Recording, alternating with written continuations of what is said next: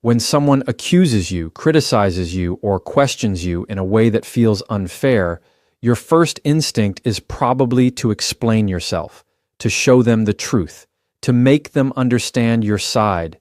That feels natural because we've been trained to believe that defending ourselves clears our name. But in reality, defending yourself does something you don't realize in the moment.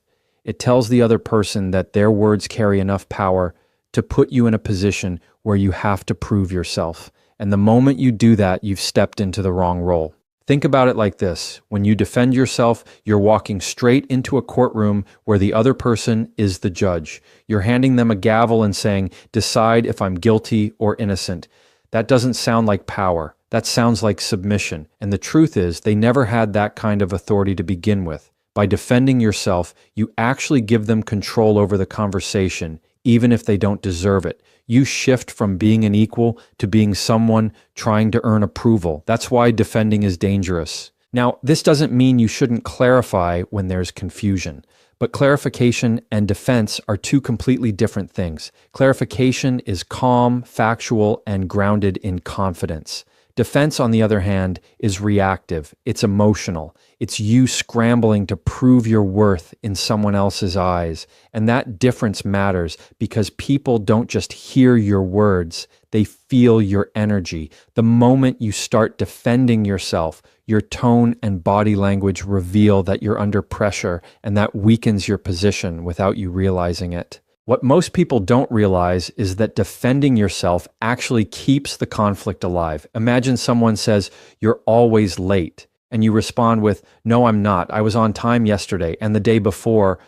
Now you're arguing inside the frame they created. The focus is no longer on whether their statement is even fair. It's on whether you can disprove it. And the more energy you spend defending, the stronger their accusation looks. They don't have to work hard anymore because you've taken on all the work of proving. That's the trap. Here's the deeper problem. When you defend yourself, you're operating from a place of insecurity, even if you don't see it that way. Because if you were completely secure in who you are, their words wouldn't pull you into proving anything. Think about the strongest leaders, the most confident people you know. They don't rush to defend themselves against every comment or criticism. They stand steady. They let words bounce off them. That doesn't mean they don't care. It means they know that defending themselves is not the same thing as standing in their truth. Defending is also short-term relief, but long-term damage. In the moment, it feels good to throw back explanations or arguments because you think it sets the record straight. But later, you realize you've actually validated the other person's power. You've shown them exactly how to push your buttons and get a reaction. People remember that.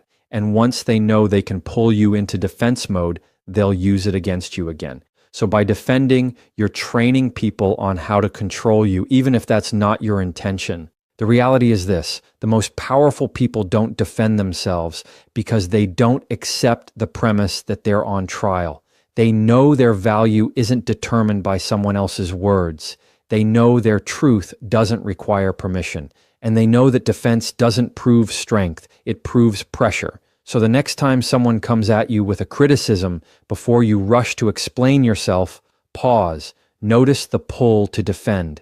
Because the very act of defending is silently telling the other person, "You're right, I owe you proof," when in fact, you don't. Every conversation operates inside a frame. A frame is simply the perspective that sets the rules for how the conversation unfolds. Whoever controls the frame controls the direction, the tone, and the outcome.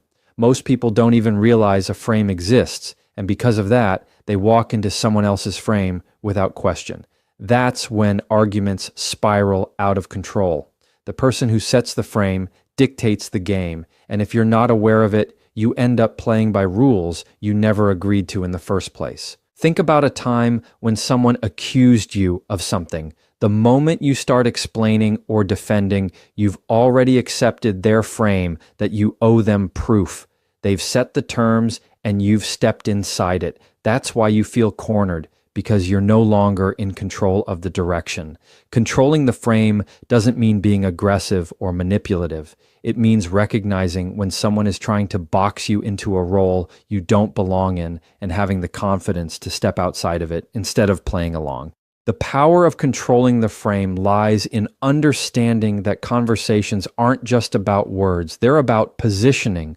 If someone says you're selfish, the frame is that their opinion defines your character. If you immediately say, "No, I'm not, here's why," you've accepted that their judgment matters more than your reality. But if you respond with calm presence, something as simple as, "That's an interesting way to see it," you shift the frame. You're no longer in their courtroom. You've reestablished yourself as equal, not as the accused. Frames show up everywhere, in the workplace, in relationships, even in casual conversations. For example, if a boss says, "You're not working hard enough," and you instantly start rattling off your accomplishments, you've accepted their frame of inadequacy. Instead, you could say, "Help me understand what you mean by hard enough." That question shifts the frame from accusation to clarification. You've moved from proving yourself to making them define their terms. That's control, and it shows you won't just absorb someone else's perspective without challenge. Controlling the frame also prevents escalation. When people throw accusations or sharp words, they want you to react. They want you inside their frame because that's where they feel powerful. But the moment you refuse to play that role, the energy changes. They may push harder at first, but eventually they realize you're not giving them the fuel they expect. Instead of defending, you're calmly redirecting. Instead of explaining, you're holding steady. And that stability forces the other person to adjust because frames only work when both people agree to them. It takes practice to notice frames in real time because most of us are wired to respond instantly. But once you start paying attention, you'll see them everywhere. Every time someone says, "Why are you always," or "You never," they're setting a frame. Your job isn't to prove them wrong. Your job is to decide whether you accept that frame or reshape it. Sometimes that means asking a question. Sometimes that means staying quiet. Sometimes it means calmly saying, "That's not how I see it." Each response keeps you outside their box. The key is remembering that control isn't about dominating the other person. It's about not letting them dominate you. When you control the frame, you keep your power. You keep your dignity. You keep the ability to decide how the conversation goes instead of being dragged into battles you can't win. The person who controls the frame doesn't have to be the loudest or the sharpest. They just have to be the one who refuses to step into someone else's story and instead writes their own inside every interaction. One of the hardest skills in communication is learning how to acknowledge what someone says without feeling the need to justify yourself. Most people blur those two together. They think acknowledging is the same thing as agreeing, so they immediately go into defense mode. But acknowledgement is not agreement. It's simply showing you heard the words without stepping into the trap of proving yourself. The moment you add justification, you hand over your power. But when you stop at acknowledgement, you keep control of the conversation and protect your confidence. Let's say someone says, "You don't care about me." Your natural instinct might be to argue back, list the things you've done, or explain how much you actually care. That's justification. But when you do that, you've accepted their frame and placed yourself on trial. Acknowledgement sounds different. It might be as simple as, "I hear that's how you feel."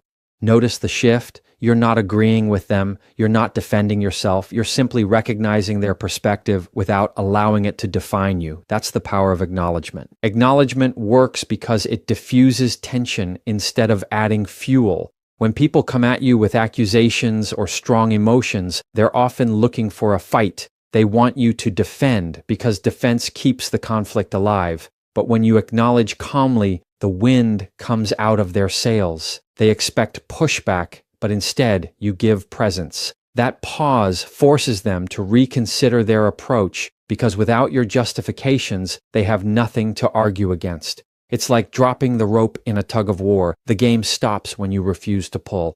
The biggest mistake people make is believing that if they don't justify themselves, they'll look guilty. But the opposite is true. Justification shows insecurity. It shows that the other person's words got under your skin enough to make you scramble for explanations. Acknowledgement, on the other hand, shows strength. It communicates, I'm steady, I heard you, and I don't need to prove myself. That kind of presence carries authority. It doesn't silence the other person, but it removes their power to drag you into endless explanations that never satisfy them anyway. Here's a workplace example. Your boss says, you dropped the ball on this project.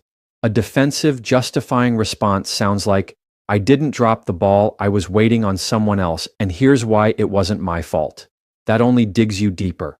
An acknowledgement sounds like, I hear your concern. Can you clarify where you felt the ball was dropped? Notice the difference. You're not groveling, you're not excusing, you're opening space for clarity. You move the focus away from defense and toward understanding, which keeps the frame balanced instead of tilted against you. In personal relationships, this tool is just as powerful.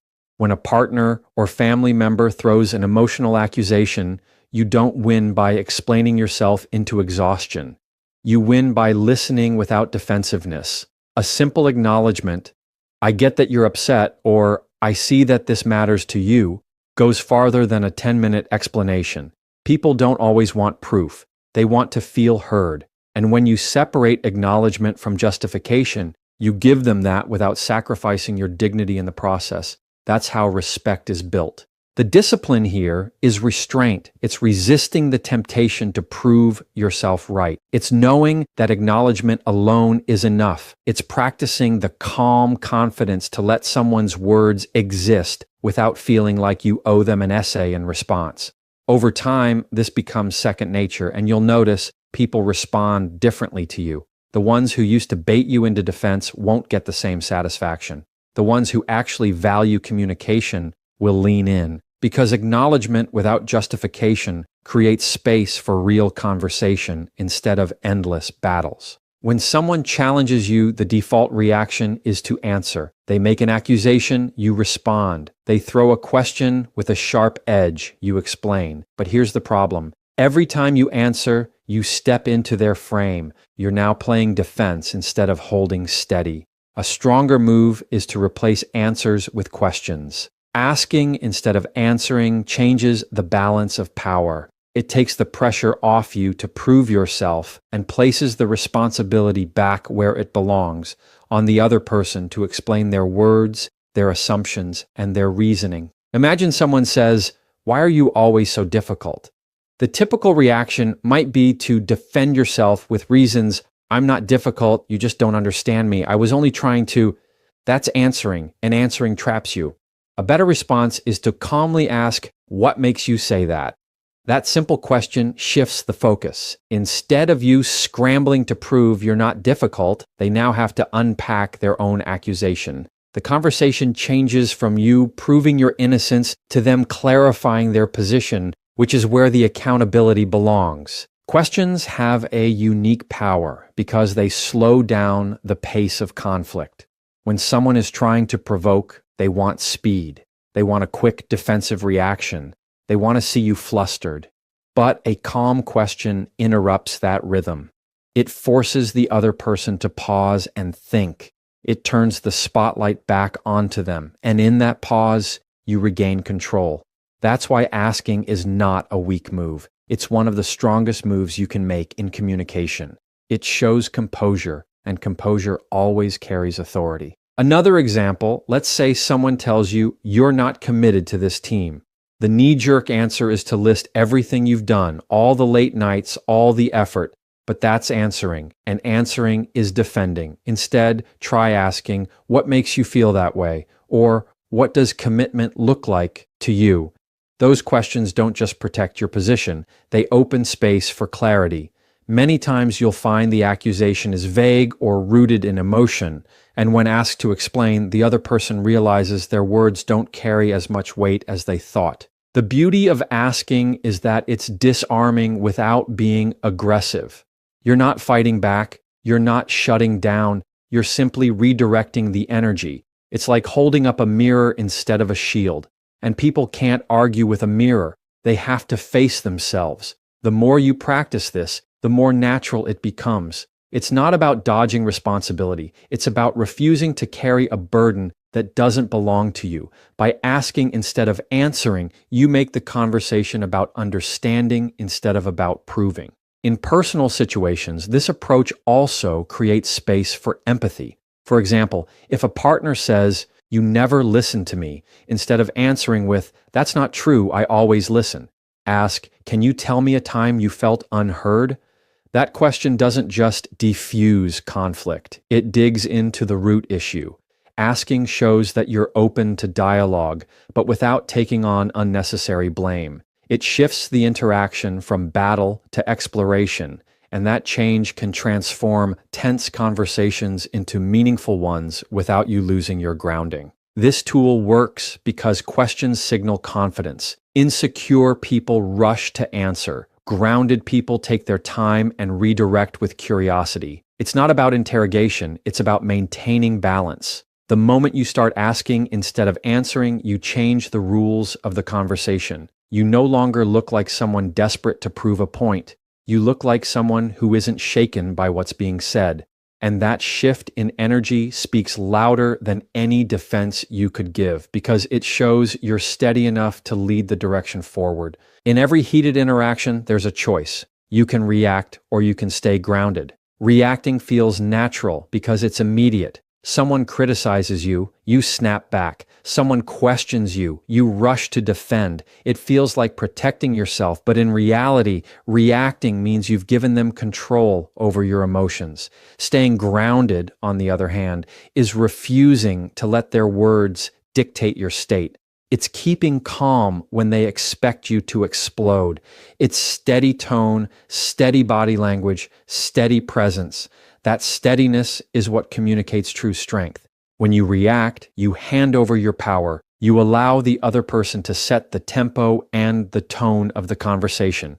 They raise their voice, you raise yours. They throw an accusation, you scramble for a defense, and the entire time they're controlling you without even realizing it. But when you stay grounded, the roles flip. You're not matching their energy, you're holding your own. And when you hold steady, the contrast between your calm and their chaos is undeniable. People notice it. It changes the dynamic immediately. Grounded doesn't mean emotionless. It doesn't mean you don't care. It means you've trained yourself to pause before responding. That pause is where your power lives. In that moment, you're choosing not to be pulled by someone else's storm. You're choosing to breathe, to listen, to respond in a way that reflects your values, not their provocation.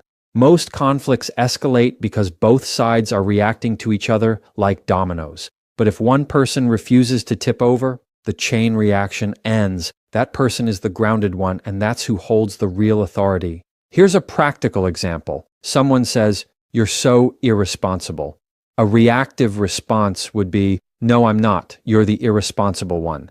That fuels the fire. A grounded response could be silence, a calm breath, or a simple, steady acknowledgement like, "I hear that's how you see it."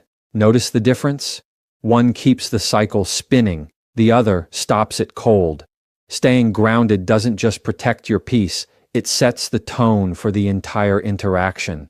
It tells the other person, "I won't play your game," without ever having to say those words. The hardest part about staying grounded is that it requires self-control in moments when your emotions want to take over. Anger, defensiveness, embarrassment, they all push you toward reacting. That's why grounding is a skill you have to build. It's about practicing calm even when it feels unnatural. Over time, you train your nervous system to slow down instead of speed up in conflict. The more you practice it, the more natural it becomes. And when it becomes natural, you start to carry that steadiness into every area of your life. What makes grounded people stand out is that they're not easy to manipulate. When you're reactive, anyone who wants to get under your skin can succeed by pressing the right button. They know exactly what to say to trigger you, but when you're grounded, those buttons don't work anymore. Their words might sting, but they don't control you. That makes you unpredictable in the best way because people realize they can't steer you with drama, guilt, or provocation. And that realization